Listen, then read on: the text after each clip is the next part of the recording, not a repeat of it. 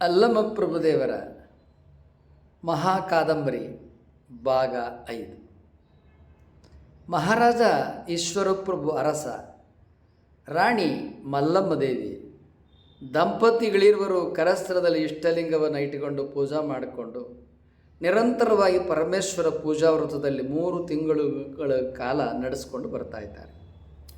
ಪರಿಣಾಮವಾಗಿ ರಾಣಿ ಮಲ್ಲಮ್ಮದೇವಿ ಒಂದಿರುಳು ಆನಂದದ ಕನಸನ್ನು ಕಂಡಿದ್ದಾರೆ. ಆ ಕನಸಿನಲ್ಲಿ ಪರಮೇಶ್ವರನು ಬಂದು ದಂಪತಿಗಳಿರುವರ ಹಣೆಯ ಮೇಲೆ ಭಸ್ಮ ಧಾರಣೆಯನ್ನು ಮಾಡಿದ್ದಾನೆ, ಎಚ್ಚರಗೊಂಡಿದ್ದಾರೆ.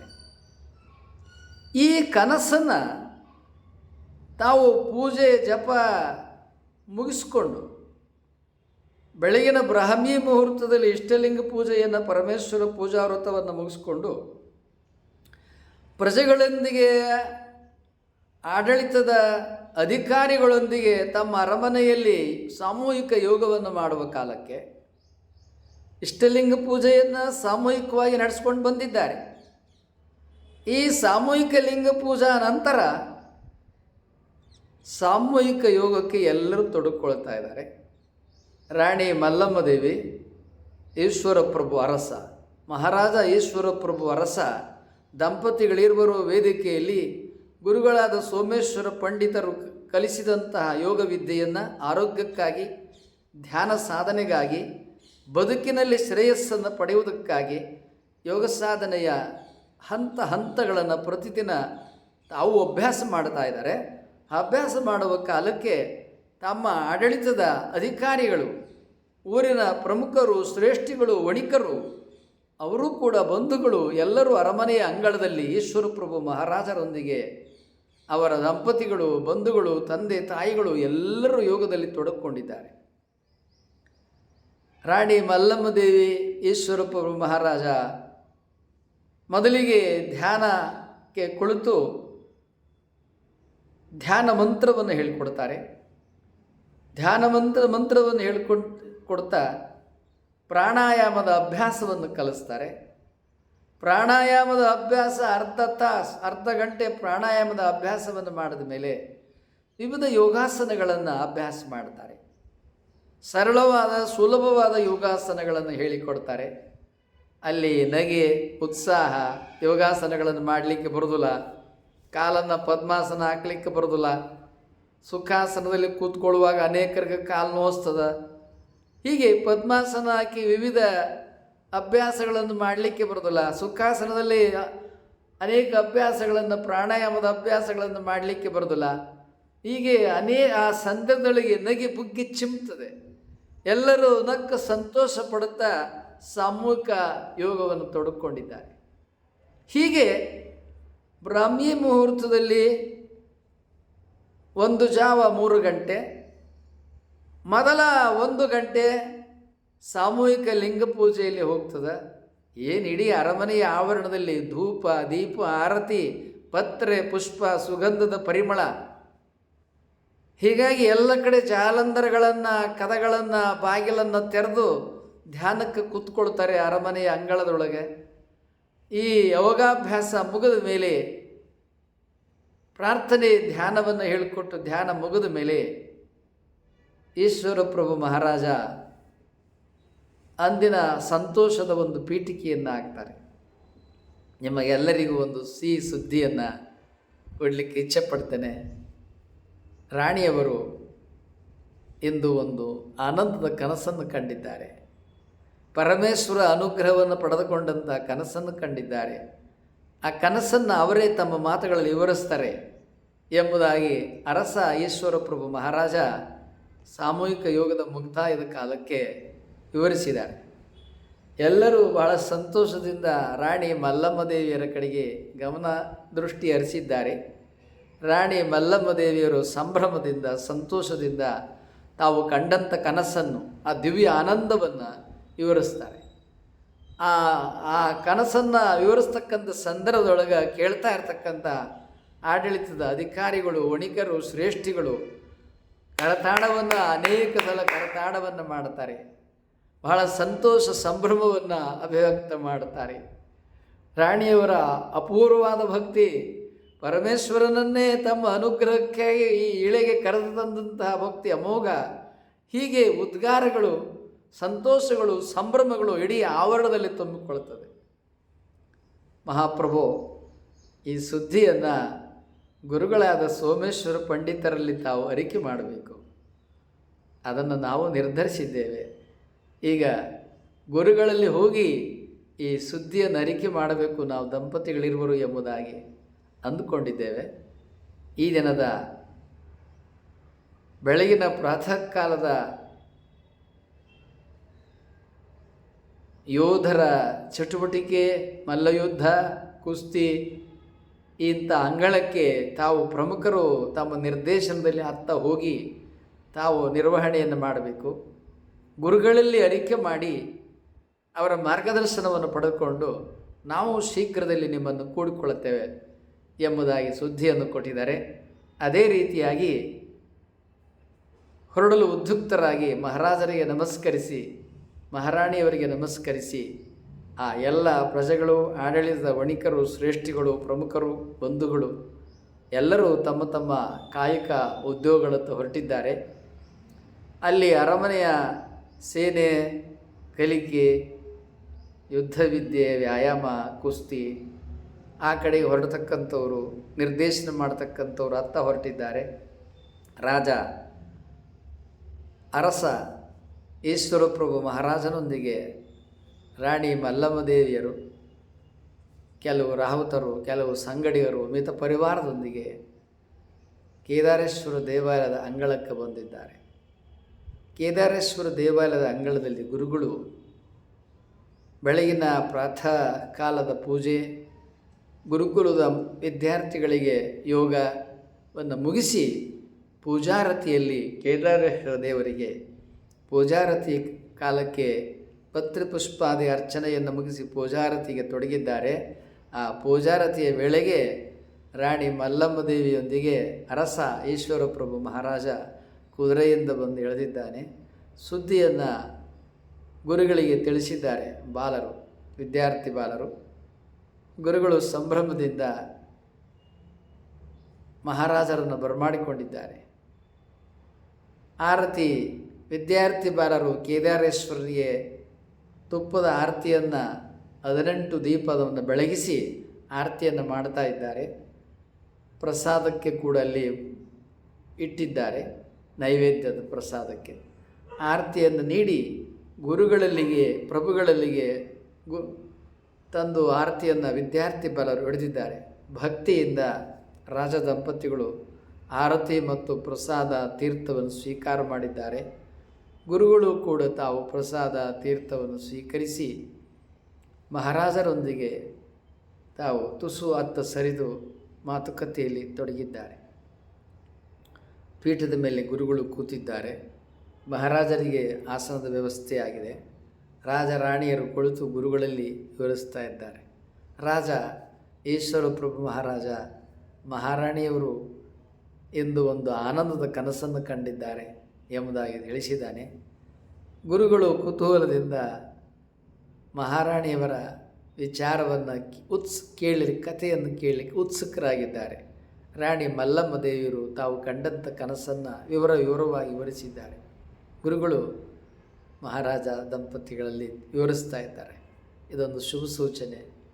ನಿಮ್ಮ ಬಾಳಿನಲ್ಲಿ ಪರಮೇಶ್ವರನೇ ಅನುಗ್ರಹವನ್ನು ಮಾಡಿದ್ದಾನೆ. ಬಂದು ಪರಮೇಶ್ವರನ ಅಂಶವೇ ನಿಮ್ಮಲ್ಲಿ ಪುತ್ರನಾಗಿ ಉದಯಿಸಿ ಬರ್ತಾನೆ. ಲೋಕೋತ್ತರನಾಗಿ ಜಗತ್ತನ್ನು ಬೆಳಗ್ತಕ್ಕಂಥ ಮಗ ನಿಮ್ಮ ದಂಪತಿಗಳ ಉದರದಲ್ಲಿ ಅವನು ಜನಿಸಿ ಬರ್ತಾನೆ. ಅದರ ಶುಭ ಸೂಚನೆ ಇದು. ತಾವು ನಡೆಸಿದಂತಹ 3 ತಿಂಗಳ ಪರಮೇಶ್ವರ ಪೂಜಾ ವ್ರತ ಫಲವನ್ನು ಕೊಟ್ಟಿದೆ. ಬಾಳು ಧನ್ಯ, ನಿಮ್ಮ ಬಾಳು ಧನ್ಯ. ಹೀಗೆ ಗುರುಗಳು ರಾಜ ದಂಪತಿಗಳಿಗೆ ಸಂಭ್ರಮದಿಂದ ಆ ಶುಭ ಸುದ್ದಿಯನ್ನು ಕೇಳಿ ಈ ರೀತಿ ವಿವರಿಸಿದ್ದಾರೆ. ವಿಶೇಷವಾಗಿ ಪ್ರಸಾದವನ್ನು, ಕೇದಾರೇಶ್ವರನ ಪ್ರಸಾದವನ್ನು ದಂಪತಿಗಳಿಗೆ ಮತ್ತೊಮ್ಮೆ ದಯಪಾಲಿಸಿದ್ದಾರೆ. ಪತ್ರ ಪುಷ್ಪಾದಿಗಳನ್ನು ಪ್ರಸಾದವನ್ನು ರಾಜದಂಪತಿಗಳು ಮತ್ತೊಮ್ಮೆ ಸ್ವೀಕಾರ ಮಾಡಿದ್ದಾರೆ. ನಮ್ಮ ಪರಮೇಶ್ವರ ಪೂಜಾ ವ್ರತ ಇನ್ನು 3 ದಿನಗಳಲ್ಲಿ ಮುಕ್ತಾಯವಾಗಲಿದೆ. ಮುಂದಿನ ಕಾರ್ಯಕ್ಕೆ ತಾವು ಅಪ್ಪಣೆ ಕೊಡಿಸಿದರೆ ಆ ರೀತಿ ನಾವು ಕಾರ್ಯವನ್ನು ನಡೆಸುತ್ತೇವೆ ಎಂಬುದಾಗಿ ಅರಸ ಈಶ್ವರ ಪ್ರಭು ಮಹಾರಾಜ ತಿಳಿಸಿದ್ದಾನೆ. ಅಂದು ಮುಕ್ತಾಯದ ಪೂಜೆಗೆ ಗುರುಗಳು ಅರಮನೆಗೆ ದಯಮಾಡಿಸಬೇಕು. ತಮ್ಮ ಪಾದಪೂಜೆ, ಸಾಮೂಹಿಕ ಲಿಂಗ ಪೂಜೆ ತಮ್ಮ ಸನ್ನಿಧಿಯಲ್ಲಿ ಅರಮನೆಯಲ್ಲಿ ನಡೆಯಬೇಕು ಎಂಬುದಾಗಿ ಮಹಾರಾಜ ಈಶ್ವರ ವಿನಂತಿ ಮಾಡಿದ್ದಾನೆ. ಗುರುಗಳು ಸಂತೋಷವಾಗಿ ಒಪ್ಪಿಕೊಂಡಿದ್ದಾರೆ. ಆಗಬಹುದು. ಬೆಳಗಿನ ಮುಂಜಾವ 4 ಗಂಟೆಯ ವೇಳೆಗೆ ಅಲ್ಲಿ ಸಾಮೂಹಿಕ ಲಿಂಗ ಪೂಜೆಗೆ ಪೂಜಾವ್ರತದ ಸಂಭ್ರಮದ ಮುಕ್ತಾಯಕ್ಕೆ ತಮ್ಮ ಅಪ್ಪಣೆಯಂತೆ ನಾವು ಅಲ್ಲಿರ್ತೇವೆ ಎಂಬುದಾಗಿ ಗುರುಗಳು ಒಪ್ಪಿಗೆಯನ್ನು ಕೊಟ್ಟಿದ್ದಾರೆ. ರಾಜದಂಪತಿಗಳಿಗೆ ಬಹಳ ಸಂಭ್ರಮವಾಗಿದೆ. ಇಂದಿನ ಅವರ ಸಂಭ್ರಮ 1000 ಪಟ್ಟು ಉತ್ಸಾಹ ಹೆಚ್ಚಿದೆ. ಗುರುಗಳ ಆಶೀರ್ವಾದವಾಗಿದೆ. ಪರಮೇಶ್ವರನ ಕನಸಿನಲ್ಲಿ ಬಂದು ಆಶೀರ್ವಾದ ಮಾಡಿದ್ದಾನೆ. ಮುಕ್ತಾಯ ಸಮಾರಂಭ ನಡೆಯುತ್ತಿದೆ. ಅದಕ್ಕಾಗಿ ಏನೆಲ್ಲ ವ್ಯವಸ್ಥೆ ಆಗೋದಿದೆ. ಅಲ್ಲಿ ಯುದ್ಧ ವಿದ್ಯೆ, ಕಲಿಕೆ, ಶಸ್ತ್ರಾಭ್ಯಾಸ, ಶ್ರವ ಮಾಡುವ ಕಡೆಗೆ ಮತ್ತೆ ಎಂದಿನಂತೆ ರಾಜ ದಂಪತಿಗಳು ಕುದುರೆಯ ಮೇಲೆ ಕುಳಿತು ಹೊರಟಿದ್ದಾರೆ. ಅಂಗರಕ್ಷಕರು, ರಾವುತರು ಅರಸನ ಬೆನ್ನ ಹಿಂದೆ ಹೊರಟಿದ್ದಾರೆ.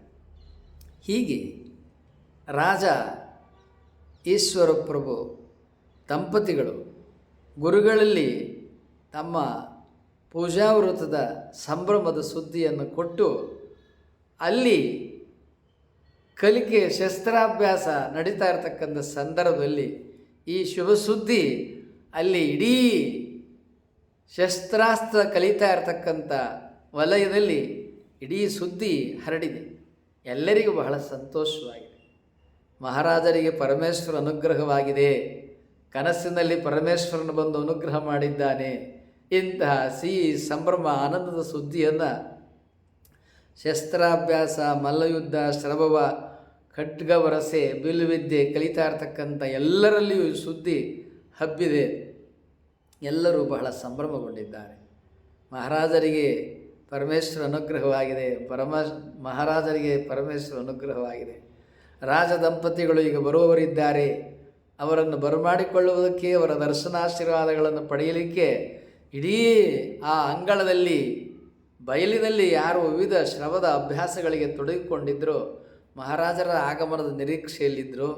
ರಾಜ ದಂಪತಿಗಳು ಆಗಮನ ಆಗ್ತಿದ್ದಂಗೆ ಎಲ್ಲರೂ ಅಲ್ಲಿ ಸೇರಿದ್ದಾರೆ. ಆ ಶಸ್ತ್ರಾಭ್ಯಾಸದಲ್ಲಿ ನಿಯಮಿತವಾಗಿ ನಿಂತು ಎಲ್ಲರೂ ಶಿಸ್ತಿನಲ್ಲಿ ಗುರುಗಳ ಮಹಾರಾಜರ ಆಶೀರ್ವಾದವನ್ನು, ಮಹಾರಾಜರ ದರ್ಶನವನ್ನು ಬಂದು ಒಬ್ಬೊಬ್ಬರಾಗಿ ಪಡೆದುಕೊಂಡಿದ್ದಾರೆ. ಆ ಸಂದರ್ಭದಲ್ಲಿ ಸೇನಾ ಮುಖ್ಯಸ್ಥ ಗುರುಗಳಲ್ಲಿ ಅರಿಕೆ ಮಾಡಿದ್ದಾನೆ. ಮಹಾಪ್ರಭು, ರಾಣಿಯವರು ಕಂಡಂಥ ಕನಸನ್ನು ನಾವೆಲ್ಲರೂ ಕೇಳಲಿಕ್ಕೆ ಸಿದ್ಧರಿದ್ದೇವೆ. ಮಹಾರಾಣಿಯವರು ಆ ಕನಸನ್ನು ನಮಗೂ ವಿವರಿಸಬೇಕು ಎಂಬುದಾಗಿ ಆ ಯಾರು ಶಸ್ತ್ರಾಭ್ಯಾಸ ನಿರತರಾಗಿರತಕ್ಕಂಥ ಕಾಲಾಳುಗಳು, ರಾಹುತರು, ಪದಾತಿ ವರ್ಗದವರು ಇದ್ದರೂ ಅವರೆಲ್ಲರೂ ಸಂಭ್ರಮದಿಂದ ಅರಿಕೆ ಮಾಡಿಕೊಂಡಿದ್ದಾರೆ. ರಾಜ ದಂಪತಿಗಳು ಬಹಳ ಸಂತೋಷಗೊಂಡು ಆ ಅಂಗಳದಲ್ಲಿ ಬಯಲಿನಲ್ಲಿ ಎಲ್ಲರೂ ಇಲ್ಲೆಲ್ಲಿದ್ದರೂ ಅಲ್ಲಲ್ಲೇ ಕುಳಿತಿದ್ದಾರೆ. ಮಹಾರಾಣಿಯವರು ತಾವು ಕಂಡಂಥ ಕನಸನ್ನು ಸುದ್ದಿಯನ್ನು ವಿವರಿಸಿದ್ದಾರೆ. ಕೇಳಿ ಎಲ್ಲರೂ ಕರತಾಡನ ಮಾಡಿದ್ದಾರೆ. ಹೀಗೆ ಮಹಾರಾಣಿ ಮಲ್ಲಮ್ಮ ದೇವಿಯವರು ಕಂಡಂಥ ಕನಸು ಇಡೀ ಬಳ್ಳಿಗಾವಿಯ ಸಾಮ್ರಾಜ್ಯದಲ್ಲಿ ಎಲ್ಲರಿಗೆ ಅದು ಬೆಲ್ಲವಾಗಿದೆ, ಸಕ್ಕರೆಯಾಗಿದೆ, ಜೇನುತುಪ್ಪವಾಗಿದೆ, ಮಲ್ಲಿಗೆಯ ಹೂವಿನಂತೆ ಪರಿಮಳವಾಗಿದೆ, ತಾವರೆ ಹೂವಿನಂತೆ ಬೆಳಗುವ ಕೆಂದಾವರೆಯಾಗಿದೆ, ಸಂಪಿಗೆ ಹೂವಿನಂತೆ ಪರಿಮಳಿಸಿದೆ. ರಾಜ್ಯದ ಎಲ್ಲೆಡೆ ರಾಣಿ ಮಲ್ಲಮ್ಮ ದೇವಿಯರ ಪರಮೇಶ್ವರ ಪೂಜಾ ವ್ರತದ ಪರಮೇಶ್ವರನೇ ಕನಸಿನಲ್ಲಿ ಬಂದು ಭಸ್ಮಧಾರಣೆ ಮಾಡಿದ ಸುದ್ದಿ, ರಾಜ ದಂಪತಿಗಳಿಗೆ ಅನುಗ್ರಹವಾದ ಸುದ್ದಿ ಇಡೀ ರಾಜ್ಯವನ್ನು ಸುತ್ತೆಲ್ಲ ಪ್ರಜೆಗಳಿಗೆ ಹಬ್ಬಿದೆ. ಇದುವರೆಗೆ ಯಾರೋ ಸಬ್ಸ್ಕ್ರೈಬ್ ಮಾಡದೆ ವಿಡಿಯೋ ನೋಡ್ತಾ ಇದ್ದೀರಿ, ಮೊದಲು ಸಬ್ಸ್ಕ್ರೈಬ್ ಬಟನ್ ಒತ್ತಿ, ಬೆಲ್ ಬಟನ್ ಬರ್ತದೆ, ಬೆಲ್ ಬಟನನ್ನು ಒತ್ತಿ. ನಮ್ಮ ಎಲ್ಲ ವಿಡಿಯೋಗಳು ನಿಮಗೆ ಸಿಗ್ತದೆ. ನಿಮ್ಮ ವಾಟ್ಸಪ್ನಲ್ಲಿ ಅನೇಕರ ವಾಟ್ಸಪ್ಪಲ್ಲಿ ಹೆಸರುಗಳಿರ್ತವೆ, ಅವರೆಲ್ಲರಿಗೆ ಈ ವಿಡಿಯೋಗಳನ್ನು ಶೇರ್ ಮಾಡಿ ಸತ್ಯ ವಿಚಾರವನ್ನು ಎಲ್ಲರಿಗೆ ತಿಳಿಸಿ. ಅರಸ ಈಶ್ವರ ಪ್ರಭು ಮಹಾರಾಜ, ಅರಸಿ ರಾಣಿ ಮಲ್ಲಮ್ಮ ದೇವಿ. ಪೂಜೆ 3 ತಿಂಗಳ ಪರಮೇಶ್ವರ ಪೂಜಾ ವ್ರತ, ಪುತ್ರಕಾಮೇಷ್ಟಿ ವ್ರತ ಸಂಪನ್ನಗೊಂಡಿದೆ. ಬಳ್ಳಿಗಾವೆಯ ಕೇದಾರೇಶ್ವರ ದೇವಾಲಯದ ಸೋಮೇಶ್ವರ ಪಂಡಿತ ರಾಜಗುರುಗಳು ಅವರ ಮಹಾರಾಜರ ಮನೆಗೆ ದಯಮಾಡಿಸಿದ್ದಾರೆ. ಸಮೂಹ, ರಾಜ ಪರಿವಾರ, ಬಂಧುಗಳು, ಆಡಳಿತದ ವಿವಿಧ ಅಧಿಕಾರ ವರ್ಗದವರು ಎಲ್ಲರೂ ಅಪಾರ ಸಂಖ್ಯೆಯಲ್ಲಿ ಸೇರಿದ್ದಾರೆ. ಗುರುಗಳ ಪಾದಪೂಜೆ, ಗುರುಗಳ ಸಾಮೂಹಿಕ ಲಿಂಗ ಪೂಜೆ ನಡೆದಿದೆ. ಸಂಭ್ರಮ, ಭಕ್ತಿ, ಪೂಜೆಯ ಆವರಣ, ಅನುಗ್ರಹ, ಆಶೀರ್ವಾದ ಮಹಾರಾಜ ದಂಪತಿಗಳು ಪಡೆದುಕೊಂಡಿದ್ದಾರೆ. ಬಹಳ ಸಂತೋಷಗೊಂಡಿದ್ದಾರೆ.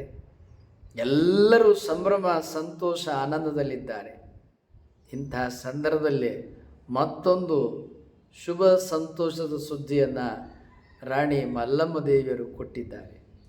ರಾಣಿ ಮಲ್ಲಮ್ಮ ದೇವಿಯವರು ಈಗ 2 ತಿಂಗಳನ್ನು ಕಳೆದಿದ್ದಾರೆ. 3ನೇ ತಿಂಗಳಿಗೆ ಪದಾರ್ಪಣೆ ಮಾಡಿದ್ದಾರೆ. 4, 5, 6 ತಿಂಗಳುಗಳು ದಿನ ತುಂಬಿದ್ದಾವೆ. ಮಲ್ಲಮ್ಮ ತಾಯಿ ತಮ್ಮ ಗರ್ಭಾವಸ್ಥೆಯ ಗರ್ಭಿಣಿಯ ತಾಯ್ತನದ ಅನುಭವವನ್ನು ಅನುಭವಿಸ್ತಾ ಇದ್ದಾರೆ.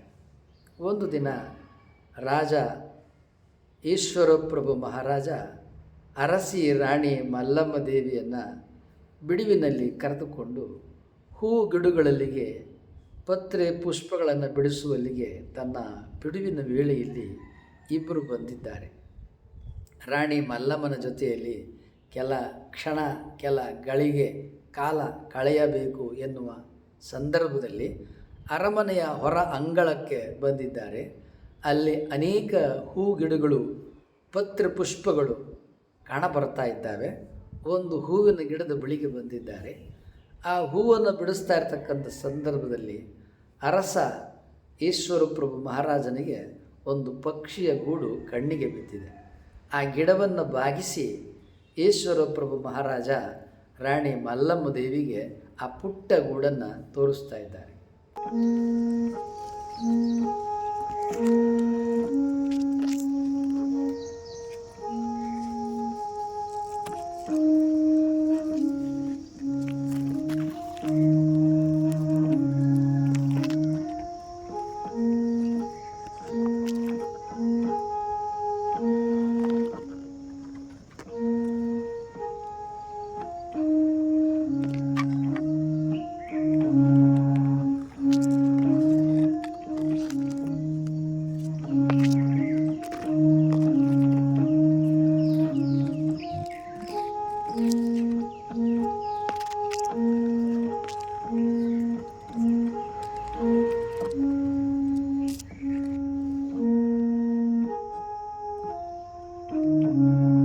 ಮಲ್ಲಮ್ಮ ಆ ಗಿಡವನ್ನು ಬಗ್ಗಿಸದ ಕಾಲಕ್ಕೆ ಆ ಗೂಡನ್ನು ತದೇಕವಾಗಿ ಸುತ್ತೆಲ್ಲ ಪರ್ಯವೇಕ್ಷಣೆ ಮಾಡಿ ಹೇಳ್ತಾ ಇದ್ದಾಳೆ, ಬಹಳ ಸುಂದರ ಈ ಪುಟ್ಟ ಹಕ್ಕಿ ಇಷ್ಟು ಚಂದ, ಬರೀ ಕೊಕ್ಕಿನಿಂದ ಗೂಡು ಕಟ್ಟಿದೆಯಲ್ಲ, ನಾವು ಕೈಯಿನಿಂದ ಹೊಲಿತೀವಿ ಅಂದರೂ ಕೂಡ ಇಷ್ಟು ಸುಂದರ ನಮ್ಮ ಕೈಯಾಗ ಹೊಲಿಲಿಕ್ಕೆ ಆಗೋದಿಲ್ಲ, ನಮ್ಮ ಕೈಯಿಂದ ನಿರ್ಮಾಣ ಮಾಡಲಿಕ್ಕಾಗೋದಿಲ್ಲ.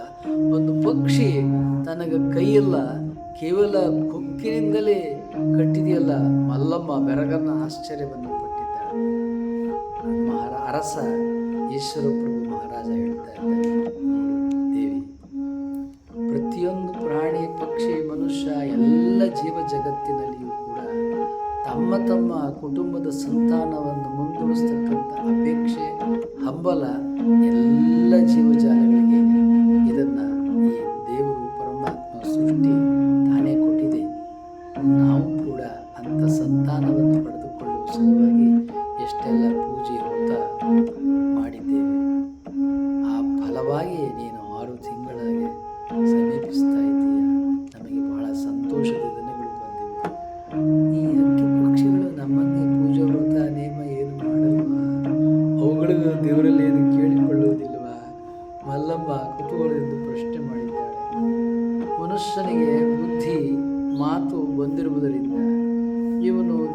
ಧರ್ಮ, ಸಂಸ್ಕೃತಿ, ಕಲೆ ಇವುಗಳನ್ನು ತಿಳಿದುಕೊಂಡಿದ್ದಾನೆ, ಅನ್ವೇಷಣೆ ಮಾಡಿದ್ದಾನೆ. ಪಕ್ಷಿಗಳಿಗೆ ನಮ್ಮಷ್ಟು ಮಾತು ಬುದ್ಧಿ ಇಲ್ಲದೇ ಇರೋದರಿಂದ ಅವಕ್ಕೆ ಅನ್ನ ಸಂಪಾದನೆ ಮಾಡಲಿಕ್ಕೆ ಏನು ಬೇಕೋ ಅಷ್ಟು ಬುದ್ಧಿ ಕೌಶಲ್ಯ ಇದ್ದಾವೆ. ಸಂಸಾರವನ್ನು ಮುಂದುವರಿಸಲಿಕ್ಕೆ ಏನು ಬೇಕೋ ಅಷ್ಟು ಕೌಶಲ್ಯವನ್ನು ಕಲಿತುಕೊಂಡಿದ್ದಾವೆ. ಅವು ಗೂಡು ಕಟ್ಟಿಕೊಂಡು ಜೀವನ ಮಾಡ್ತವೆ. ಕೆಲವು ಪಕ್ಷಿಗಳು ಗೂಡು ಕಟ್ಟೋದು ಗೊತ್ತಿಲ್ಲ, ಎಲ್ಲಿ ಬೇಕಲ್ಲಿ ಮೊಟ್ಟೆ ಇಡ್ತವೆ, ಎಲ್ಲಿ ಬೇಕಲ್ಲಿ ಮರಿ ಮಾಡ್ತವೆ. ಆದರೆ ಅವು ಮರಿ ಮಾಡೋದು, ಅವುಗಳನ್ನು ಬೆಳೆಸೋದು ಅಷ್ಟು ಸುಲಭ ಇಲ್ಲ ಮಲ್ಲಮ್ಮ. ಪ್ರತಿಯೊಂದು ಜೀವಿಗೂ ಕೂಡ ಅದರದೇ ಆದ ಕಷ್ಟ ಇದೆ. ಅದು ಮೊಟ್ಟೆ ಇಡ್ಬೋದು, ಆದರೆ ಅದನ್ನು ಮರಿಯಾಗಿ ಸಾಕಿ ತನ್ನಂತೆ ಬೆಳೆಸಿ ಆಹಾರ ಕೊಟ್ಟು ಅವು ಹಾರಿ ಹೋಗುವ ಹಾಗೆ ನೋಡಿಕೊಳ್ಳುವುದಿದೆಯಲ್ಲ, ಆ ಯೋಗಕ್ಷೇಮ ಪಕ್ಷಿಗಳ ಜೀವನದೊಳಗೆ ಬಹಳ ಕಷ್ಟವಾದ ದಿನಗಳು. ಆ ದಿನಗಳಲ್ಲಿಯೇ ಹಾವು, ಬೆಕ್ಕು, ಎಣಚಿ, ದೊಡ್ಡ ದೊಡ್ಡ ಪಕ್ಷಿಗಳು ಅವುಗಳು ದಾಳಿ ಇಡ್ತವೆ.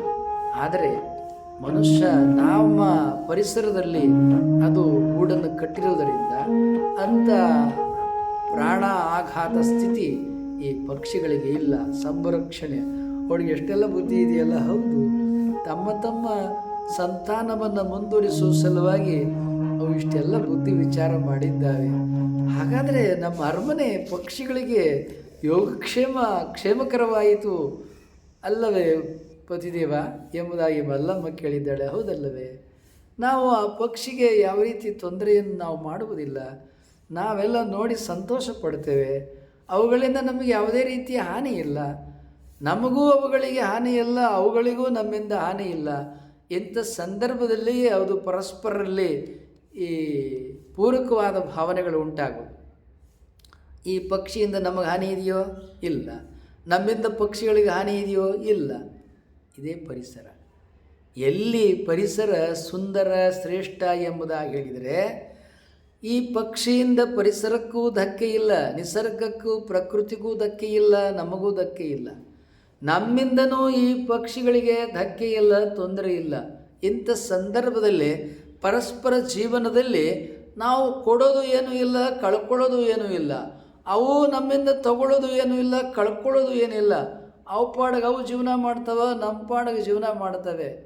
ಆದರೆ ರಾಣಿ ಮಲ್ಲಮ್ಮ, ಈ ಮನುಷ್ಯ ಎಲ್ಲರನ್ನೂ ಅವ್ರ ಪಾಡಿಗೆ ಅವರನ್ನು ಜೀವನ ಮಾಡೋಕ್ಕೆ ಬಿಡ್ತಾನೇನೋ?